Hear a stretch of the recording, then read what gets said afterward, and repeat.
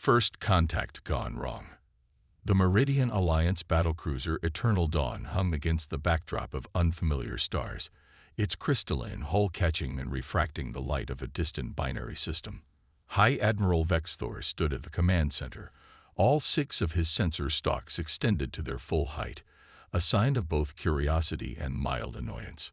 Before his ship floated what the Alliance's sophisticated detection systems had identified as a human vessel, though he could scarcely believe such a primitive-looking craft had managed deep space travel. Magnification increased. High Admiral announced First Sentinel Karavosh, her bioluminescent patterns pulsing with barely contained disdain.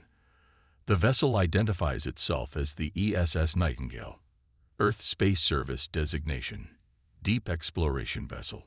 The human ship was barely a third the size of the Eternal Dawn, its dark hull marked with what appeared to be basic propulsion systems and antiquated sensor arrays. The design was reminiscent of the early spacefaring vessels documented in the Alliance's historical archives. "How quaint," Vexthor commented, his primary voice sac vibrating with amusement.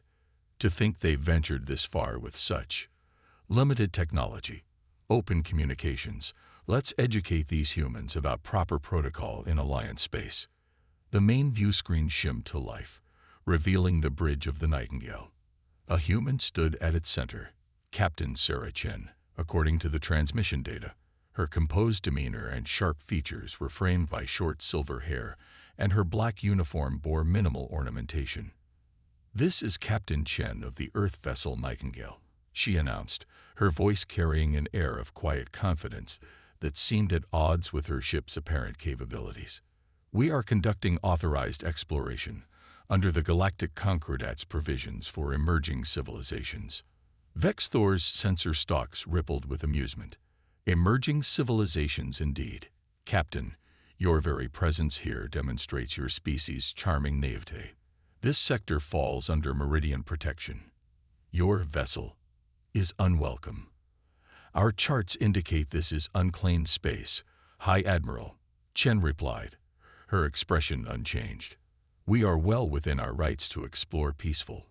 "Charts can be mistaken, Captain," Vexthor interrupted, "much like your assessment of your ship's readiness for deep space travel. Return to your solar system before we're forced to demonstrate true technological superiority."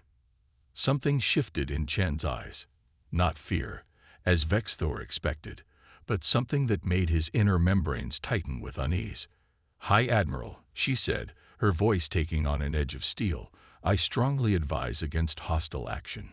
We have no aggressive intentions, but we will defend ourselves if necessary." Laughter rippled across the Eternal Dawn's bridge.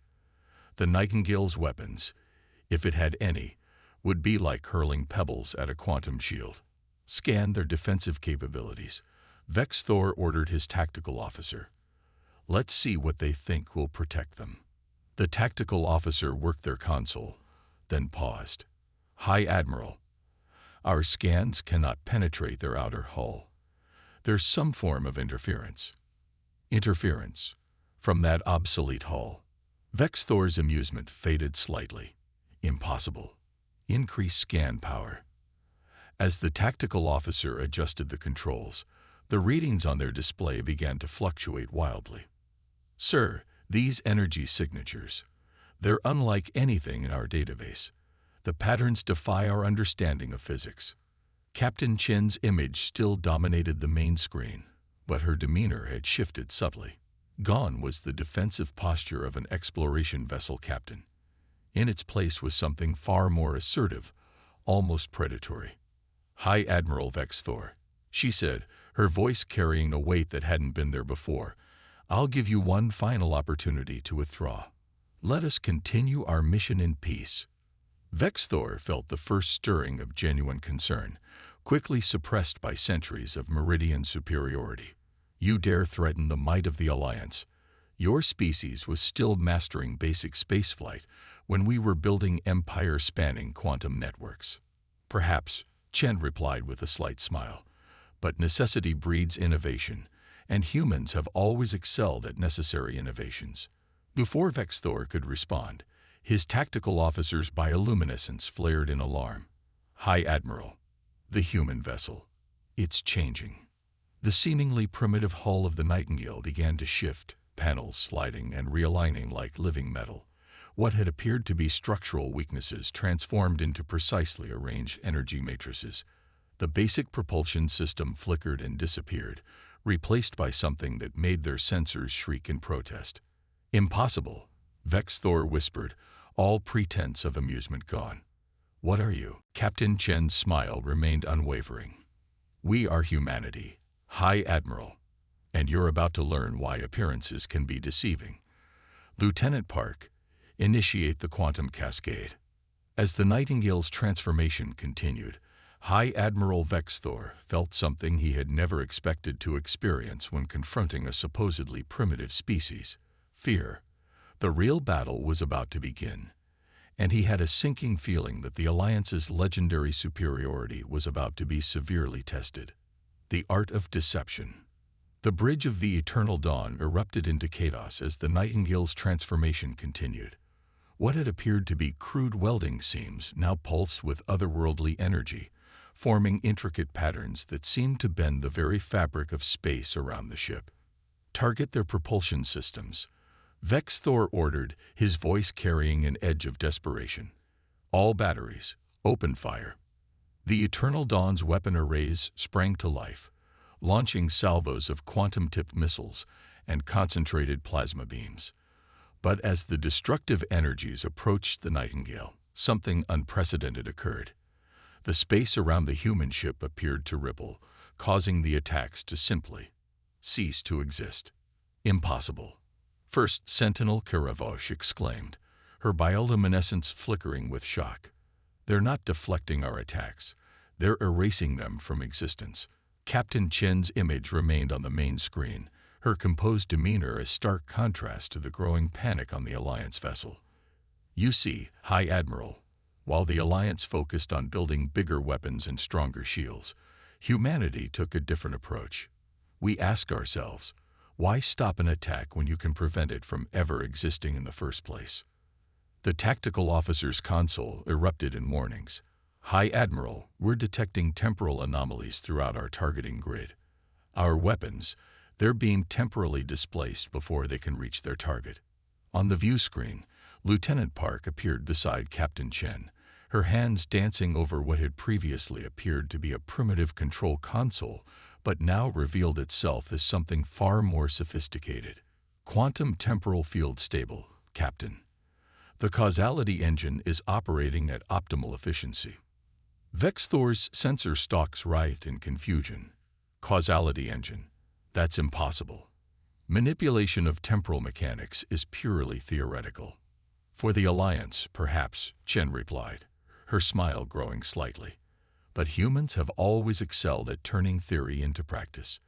Lieutenant Park, demonstrate Phase 2. The space around the Nightingale began to shimmer with an iridescent light. Multiple images of the ship appeared, each slightly out of phase with the others, making it impossible to determine which was real. "Quantum superposition on a macroscopic scale," Park announced, her voice carrying a hint of pride. "The Nightingale exists in multiple probability states simultaneously. Good luck targeting something that exists everywhere and nowhere at once." Vex Thor watched in horror as his mighty warship's targeting systems completely failed, unable to lock onto a vessel that defied the very laws of physics as the Alliance understood them. "This cannot be. No species could advance from primitive spaceflight to quantum temporal manipulation in mere centuries." "That's where you're wrong again, High Admiral," Chen responded, her tone almost educational. "The Alliance's age is its greatest weakness. You're bound by traditions, by established ways of thinking. Humanity, we're bound only by our imagination and our drive to survive." As if to demonstrate her point, the Nightingale's quantum duplicates began to move independently, each one appearing to charge toward the Eternal Dawn from a different vector. The Alliance ship's defensive systems went into overdrive, trying to track multiple targets that both existed and didn't exist simultaneously. "Sir," the tactical officer called out, their bioluminescence now pulsing with fear. I'm detecting energy buildups in all versions of the human vessel. The signatures, they're like nothing we've ever seen. Now, High Admiral, Chen continued, her voice carrying a note of finality. You're about to learn why humanity's greatest strength isn't our technology. It's our creativity in using it. Lieutenant Park, initiate the Quantum Convergence Protocol. The multiple versions of the Nightingale suddenly began to converge, not toward a single point, but toward multiple points simultaneously. The fabric of space-time around the eternal dawn began to warp and twist as reality itself struggled to reconcile the paradox of a ship existing in multiple states at once. Warning. The Alliance ship's AI announced, its usually calm voice tinged with urgency. Detection of multiple quantum singularities forming around the ship.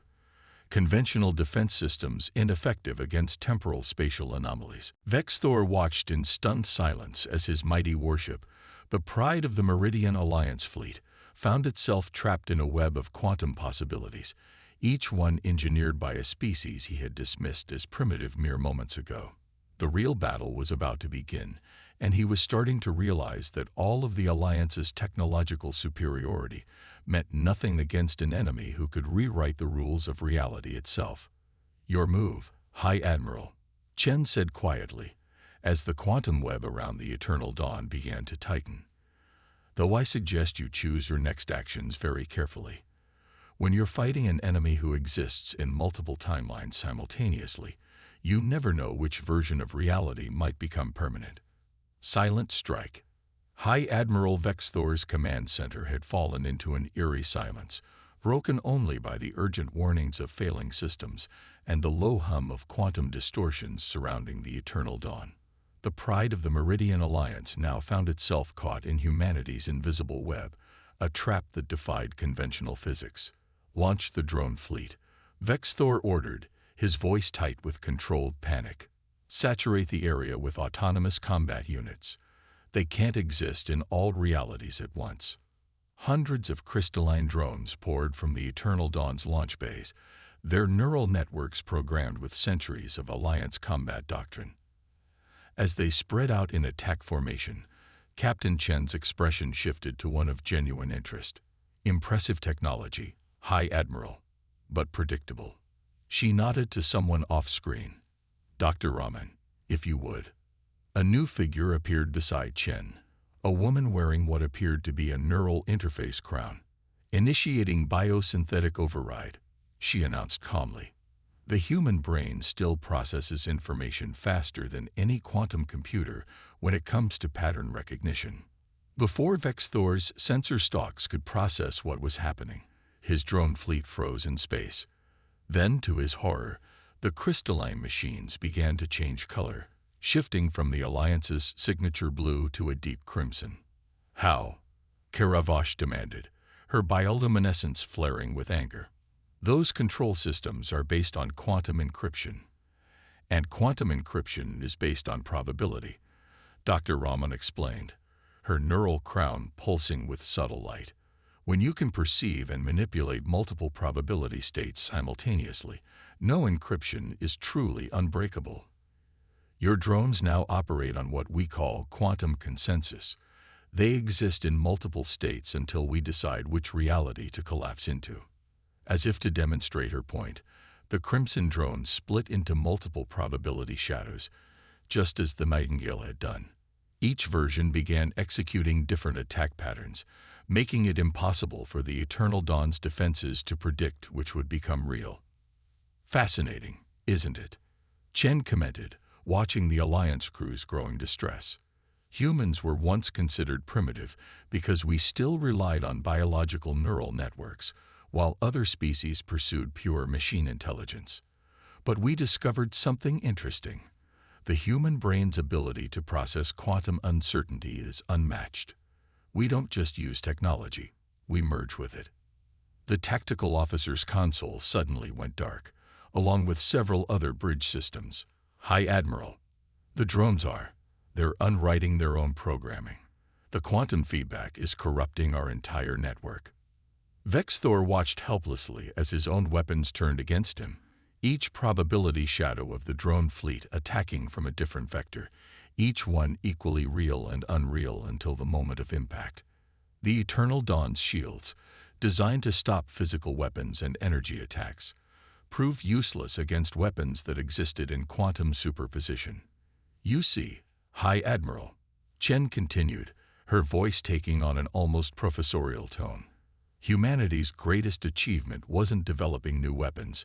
It was understanding that consciousness itself is a quantum phenomenon. Every human aboard the Nightingale is simultaneously interfaced with multiple versions of our ship across probability space. We don't just fight in three-dimensional space. We fight across the quantum probability landscape."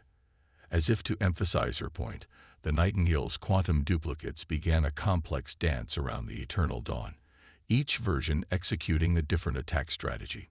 Some fired what appeared to be conventional weapons, while others simply altered the space-time fabric around the Alliance vessel, creating zones where physics itself became unreliable. "Warning," the Alliance ship's AI announced, its voice distorting as quantum interference corrupted its processors. Multiple hull breaches detected across probability space. Shield integrity compromised in 17 different reality states. Reality states. Vexthor's voice cracked. "What kind of warfare is this?" "The kind that only humans could devise," Chen replied. "We call it quantum consensus combat. Every possible strategy is executed simultaneously across probability space until we decide which one becomes real. Your ship isn't just fighting one battle, High Admiral. It's fighting every possible version of this battle at once." Dr. Raman's neural crown pulsed again. "Quantum consensus reaching critical threshold, Captain. Ready to collapse the probability wave function on your command." Chen's expression softened slightly. "One last chance, High Admiral. Withdraw your forces and acknowledge humanity's right to explore this sector, or we collapse these probability waves into the reality where your ship's defeat is most absolute." Vexthor stared at his tactical display, watching as hundreds of potential futures play out simultaneously, each showing a different version of his ship's destruction. In every quantum reality, in every possibility, the Eternal Dawn fell to this single human vessel that had turned the very nature of reality into a weapon. The mighty High Admiral of the Meridian Alliance found himself facing a choice that would echo across both space and probability: surrender to a species he had dismissed as primitive, or face annihilation in more realities than his mind could comprehend. Breaking point. High Admiral Vexthor's pride warred with his instinct for survival as the Eternal Dawn hung suspended in the quantum web created by the Nightingale. His mighty warship, designed to face the most powerful forces in known space, now seemed as fragile as spun glass against humanity's reality-warping capabilities.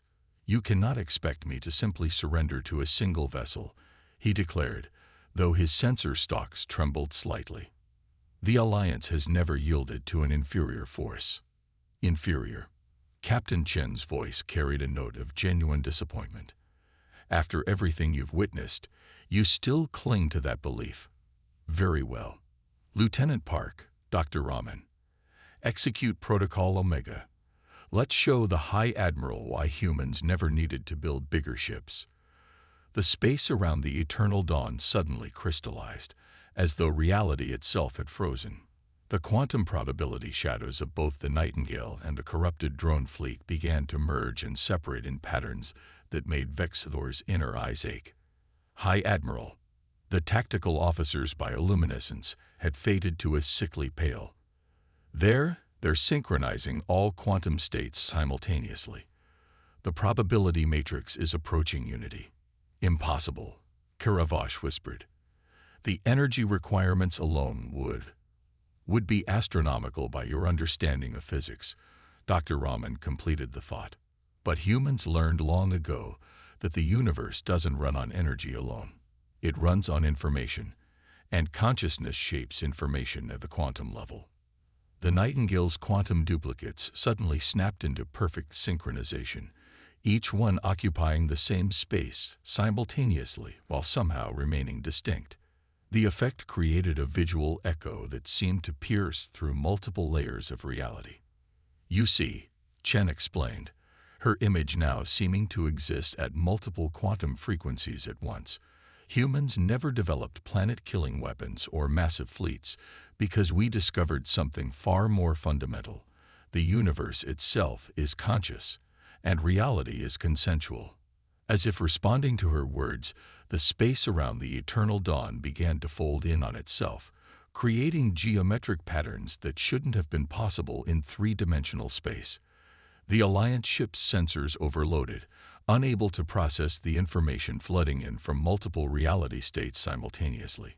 "Critical system failure imminent," the ship's AI announced, its voice splitting into a chorus of probable variations. "Detection of local reality collapse. Standard physics no longer apply within affected volume." Vexthor watched in horror as sections of his ship began to phase in and out of existence, each component seeking its most probable state across multiple timelines. What are you doing to us?" "We're showing you the true nature of space warfare," Chen replied calmly. "Your weapons destroy bodies. Ours transcend reality itself. Each quantum state of your ship is being analyzed, optimized, and reconstructed according to the fundamental laws of information theory." Dr. Raman's neural crown pulsed with complex patterns. "Quantum consensus achieved, Captain. All probability states are aligned, ready for final resolution." "Perhaps," Lieutenant Park added, her hands dancing across probability streams, "you should consider why humans never built massive fleets or planet-destroying weapons. It's not because we couldn't. It's because we found a better way, one that preserves life while acknowledging the quantum nature of consciousness itself." The High Admiral looked at his bridge crew, each of them frozen in various states of terror and awe. The mighty Eternal Dawn, pride of the Alliance fleet, had been reduced to a quantum probability exercise by a single human vessel that had turned physics itself into an art form. As the quantum cascade reached its crescendo, Vexthor faced the most difficult decision of his career. Accept humanity's mastery of reality itself, or watch as his ship became the focal point of a reality-altering demonstration that would ripple across every possible timeline. Legacy of the Nightingale. In the quantum-distorted space surrounding both ships, time seemed to stretch and compress simultaneously. High Admiral Vexthor's sensor stalks drooped in submission as he made the most difficult decision of his centuries-long career. "Stand down all weapons," he commanded, his voice heavy with the weight of revelation. "The Meridian Alliance surrenders this engagement." The quantum echoes surrounding the Nightingale began to harmonize and fade, reality gradually settling back into its normal configuration. Captain Chen's expression softened slightly, showing the first genuine warmth since their encounter began. "A wise choice, High Admiral." Lieutenant Park, begin quantum state resolution. Dr. Raman, disengage the consciousness matrix. She turned back to the screen. "Your ship will experience some temporal echoes for the next few minutes as reality resynchronizes. Don't be alarmed. It's perfectly normal." As the Eternal Dawn systems gradually returned to normal, Vexthor found his scientific curiosity overriding his wounded pride. "Captain, I must ask, why reveal these capabilities now? Surely humanity could have dominated the galaxy years ago with this technology." Chen's smile held a mixture of pride and sadness. "That's precisely why we didn't. Humanity learned its hardest lessons on Earth, High Admiral. We discovered that power without wisdom leads to destruction. When we reached for the stars, we decided to do it differently." "The quantum technology," Dr. Raman added, removing her neural crown, "it wasn't developed for warfare. It was created to help us understand consciousness itself, to explore the deep connection between mind and reality. The military applications were an unfortunate necessity." First Sentinel Karavosh, who had been silent during the surrender, finally spoke. "But surely your species must have realized the strategic advantage of keeping this technology secret. Why maintain the facade of primitive vessels?" "Because, First Sentinel," Lieutenant Park replied, Humanity's greatest strength isn't our technology. It's our ability to learn from history. Every advanced civilization we've encountered followed the same pattern. Expand, dominate, stagnate. We chose a different path. The Nightingale is more than just a ship, Chen continued. It's a testament to humanity's philosophy. We don't need massive fleets or planet-destroying weapons. Each of our ships carries the potential to reshape reality itself, yet we choose to explore, to learn, to connect. The facade of primitive technology. It's a test, one that reveals the true nature of those we encounter. Vexthor's inner membranes pulsed with sudden understanding. You were evaluating us. Our reaction to a seemingly inferior species revealed everything about your civilization's values, Chen completed. But don't misunderstand, High Admiral. This wasn't just a test. It was also an invitation. The main screen split, showing quantum probability streams that the Alliance sensors could finally process. Within them, Vexthor saw possibilities. Timelines where this encounter led to revolutionary changes in Alliance society, where the sharing of knowledge created new forms of cooperation and understanding. You see, Dr. Raman explained, her voice gentle, humanity's quantum technology allows us to perceive the most beneficial probability streams, the futures where cooperation leads to greater achievements than conquest ever could. We don't want to dominate the galaxy. We want to help it evolve. Even now, Lieutenant Park added, your ship's quantum signature is changing. The probability of the Alliance choosing a path of peaceful cooperation has increased significantly. The ripples of this encounter will reach across your entire civilization. Captain Chen stood, her posture reflecting both authority and openness. High Admiral, humanity formally requests opening diplomatic relations with the Meridian Alliance, not as conquerors or subjects, but as equals. Our quantum insights suggest this path leads to unprecedented achievements for both our peoples. Vexthor looked at his crew, seeing the fear in their expressions gradually being replaced by wonder. The Eternal Dawn, dispatched to deal with a primitive human vessel, would return home carrying something far more valuable than military victory. The possibility of a fundamentally new understanding of reality itself. Captain Chen, he announced, his voice carrying the weight of history in the making. The Meridian Alliance accepts your proposal. Though I suspect our definition of equals has been radically revised in the past hour. Chen's smile widened. The most important discoveries often require us to revise our definitions, High Admiral. Welcome to humanity's version of First Contact, where we don't just reach for the stars, we help reshape reality itself to create a better future for all sentient beings.